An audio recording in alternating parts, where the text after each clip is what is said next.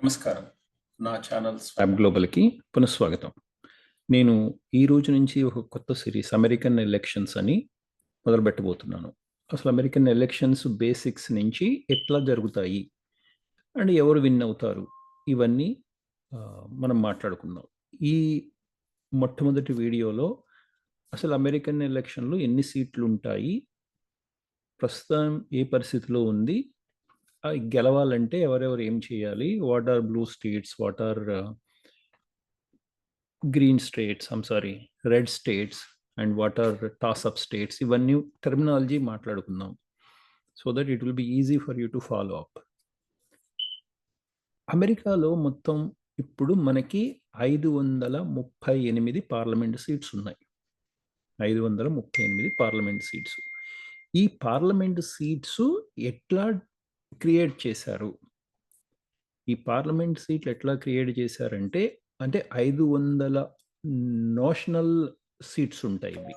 Notional seats అంటే a notional number which will indirectly elect president in a presidential election. అది ఎలాగో మనం చూద్దాం. ఇది లిటిల్ కాంప్లికేటెడ్. మనం ట్రంప్‌ని డైరెక్ట్‌గా ఎన్నుకుంటామంటాము. But it's not direct. There is something called popular vote and congressional vote. ఇవన్నీ ఏంటో తెలుసుకుందాం. ఓకే. ఇప్పుడు మనకి 50 స్టేట్స్ ఉన్నాయి. 50 స్టేట్స్‌లోనూ ప్రతి స్టేట్‌కి ఇద్దరు సెనేటర్స్ ఉంటారు. ఇద్దరు సెనేటర్సు వాళ్ళు సెనేటోరియల్ హౌస్‌లో ఉంటారు. అంటే మన రాజ్యసభలాగా అనుకుందాం. వాళ్ళు కూడా ప్రజలే ఎన్నుకుంటారు. అలా కాకుండా ఆ ప్రదేశంలో అంటే ఆ స్టేట్‌లో ఉన్న ప్రజల నిష్పత్తి మీద అంటే దామాషా పద్ధతిలో ఈ కంగ్రెషనల్ సీట్స్ అలొకేట్ అయి ఉంటాయి. అంటే మన మళ్ళీ ఎంపీ సీట్స్ అంటున్నాను. ఎంపీ సీట్స్ లాంటివి. ఎంపీ సీట్స్ మన ఇండియాలో మారుతూ ఉంటాయి. Depending on the number of the people. They resegregate districts based on the people. ఇక్కడ కూడా అంతే. Based on the people they get resegregated. అట్లాగా 435 సీట్స్ ఉన్నాయి. 435 plus another 100 seats and another 3 seats are coming from uh, Hawaii, I think. 4 seats are coming from Hawaii. That makes 538 seats. Okay. ఈ 538 సీట్లో 269 వస్తే ఎవరికి వస్తే వాళ్ళు టై అవుతుంది. ఓకే. టై అయితే ఏం చేద్దారు అనేది మనం తర్వాత చూద్దాం. అంటే విన్ అవ్వడానికి ముందు 270 సీట్స్ కావాలి. అంటే ప్రెసిడెంట్ విన్ అవ్వడానికి 270 సీట్స్ కావాలి. మరి ప్రెసిడెంట్‌కి ఎందుకు ఓటేస్తున్నాము? ఇది తెలుసుకుందాం. తెలుసుకునే ముందు నేను పక్కన స్క్రీన్ మీద I project the congressional seats and things like that. I want you to observe that.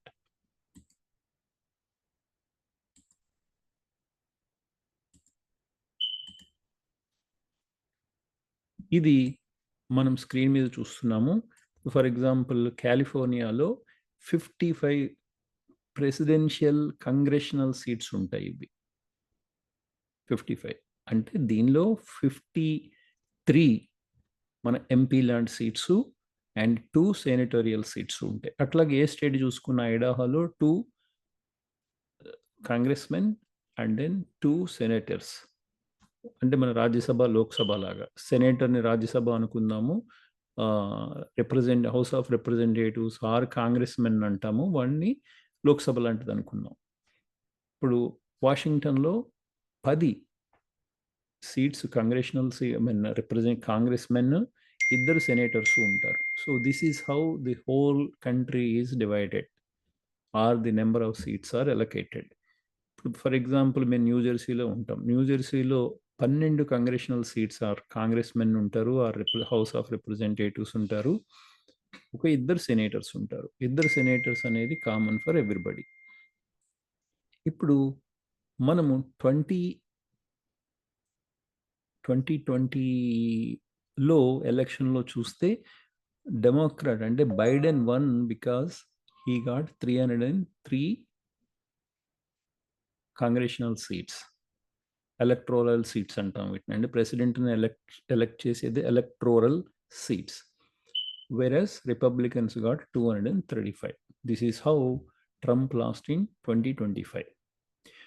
For example, President Trump contests in all the states. But let's say if he gets, like let's say he gets some 50% of the votes, more than 50% of votes in Montana.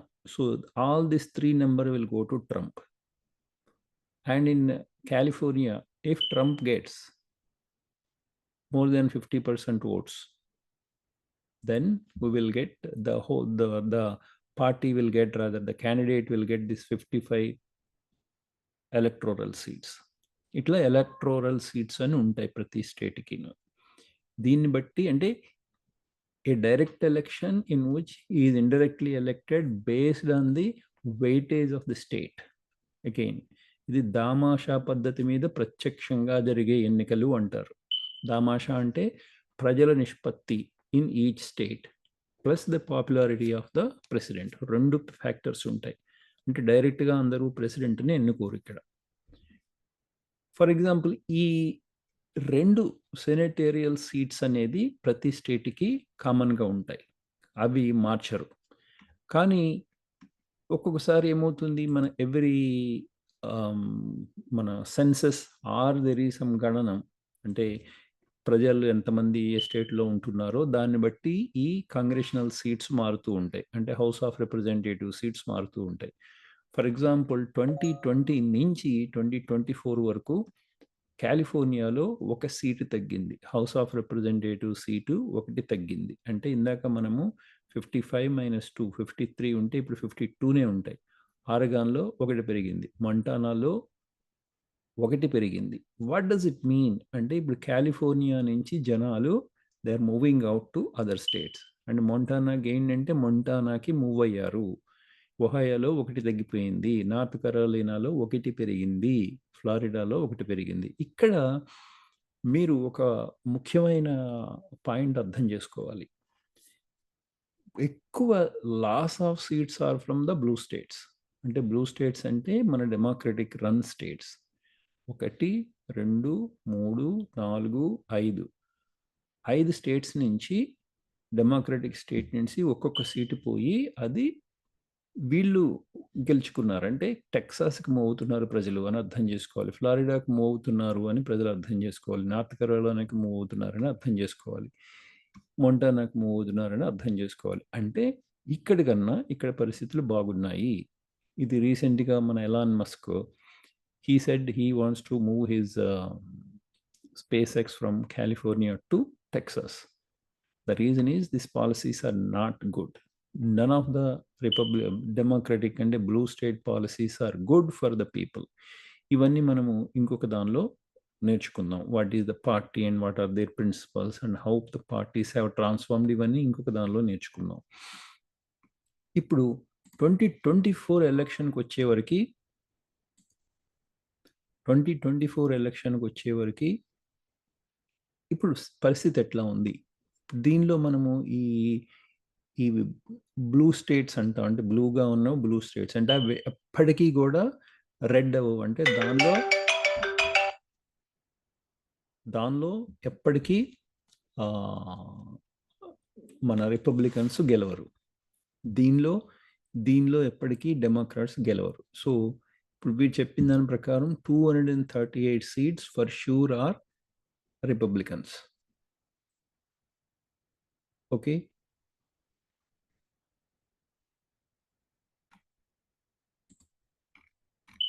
okay, 251 seats are for Republicans as per the polls, pre-polls or whatever you call it, opinion polls.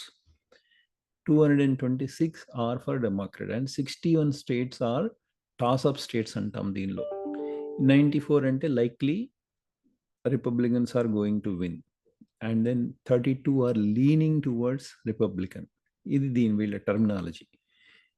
Okay, for all practical purposes ఇట్లా అర్థం చేసుకోండి. ఈ blue ఉన్నవన్నీ light blue or darkest blue, whatever you call it, they are all the Republican states. Okay, I'm sorry, democratic states. మిగిలినవన్నీ Republican states. ఇవి toss up states అంటారు. 1, 2, 3, 4, 5.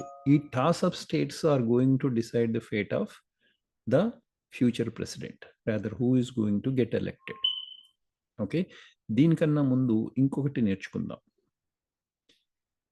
ఇప్పుడు మనకి ప్రెసిడెంట్ వెళ్ళి కాలిఫోర్నియాలో ఎక్కువ క్యాంపెయిన్ చేయడు. ట్రంప్ వెళ్ళి కాలిఫోర్నియాలో క్యాంపెయిన్ చేయడు, ఎందుకంటే అతను గెలవడం తెలుసు.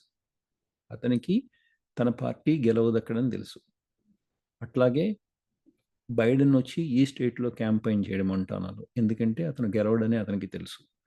సో ఇప్పుడు వీళ్ళు ఏం చేస్తారంటే ఈ లైట్ బ్లూ స్టేట్స్లో ట్రంప్ వెళ్ళి క్యాంపెయిన్ చేస్తాడు, so that he can get them back. Flip it అంటారు. అంటే he can flip these lightest blue states into red. ఈ 32 సీట్స్ ఏవైతే ఉన్నాయో అంటే రిపబ్లికన్ లీనింగ్ స్టేట్స్, ఇండియానా లేదా నార్త్ కరోలినా, జార్జియా, ఇవి మళ్ళీ బైడెన్ ఇక్కడ కాన్సన్ట్రేట్ చేస్తాడు, ఎందుకంటే he might flip them. Okay, he cannot go and campaign in Tennessee to flip it. That's how the people are, and that's how the parties are rooted. అంటే మన తమిళనాడులో DMK party ఎలా route అయిపోయిందో అట్లా అనమాట. దాన్ని ఫ్లిప్ చేయాలంటే చాలా కష్టం. సో ఇప్పుడు ఈ స్టేట్స్, బైడెన్ వచ్చి ఈ స్టేట్స్లో కాన్సన్ట్రేట్ చేస్తాడు, ప్లస్ ఈ స్టేట్స్లో కాన్సన్ట్రేట్ చేస్తాడు. అట్లాగే ట్రంప్ మినిసోటాలో చేస్తాడు, ట్రంప్ ఈ కొలరాడోలో చేయొచ్చు, and then he will definitely concentrate on what we call the rust belt, Pennsylvania, Michigan, Wisconsin. ఈ 3 ట్రంప్ కాన్సన్ట్రేట్ చేసి యాజ్ ఇట్ ఈస్గా ఇవన్నీ గెలవగలిగితే ట్రంప్ విన్ అవుతాడు. ఇప్పుడు ఫర్ ఎగ్జాంపుల్ మనకి 251 ఉన్నాయి. దీనిలో విస్కాన్సిన్ లాస్ట్ టైం నారో మార్జిన్లో ట్రంప్ ఓడిపోయాడు, ఇది గెలిచాడు అనుకుందాం, 261 వచ్చింది. మిచిగన్ గెలిచాడు అనుకుందాం, 276 అయింది. అండ్ పెన్సిల్వేనియా గెలిచాడు అనుకుందాం, ఇప్పుడు ఆల్రెడీ విన్ అయినట్టు. ఇక్కడ మనకి 270 రావాలి, 276 వచ్చింది. పెన్సిల్వేనియా విన్ అయితే 295. And it is expected that Trump is going to win this నెవడా back 301 and in Arizona also expected. So this is how Trump is going to win more than the seats with which Biden ఎన్నికైన దానికన్నా ఎక్కువ win అవుతాడు అనేది, land స్లైడ్లో win అవుతాడు అనేది వీళ్ళ estimate.